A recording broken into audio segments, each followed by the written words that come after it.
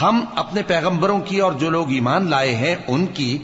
دنیا کی زندگی میں بھی مدد کرتے ہیں، اور جس دن گواہ کھڑے ہوں گے یعنی قیامت کو بھی،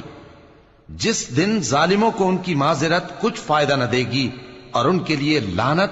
اور ان کے لیے برا گھر ہے۔ اور ہم نے موسیٰ کو ہدایت کی کتاب دی اور بنی اسرائیل کو اس کتاب کا وارث بنایا، جو عقل والوں کے لیے ہدایت اور نصیحت تھی۔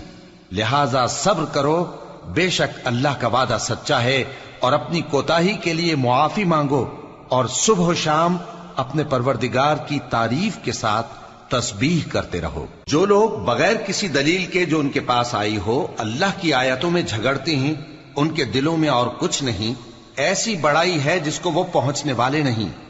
تو اللہ کی پناہ مانگو، بے شک وہ سننے والا ہے، دیکھنے والا ہے۔ آسمانوں اور زمین کا پیدا کرنا لوگوں کے پیدا کرنے کی نسبت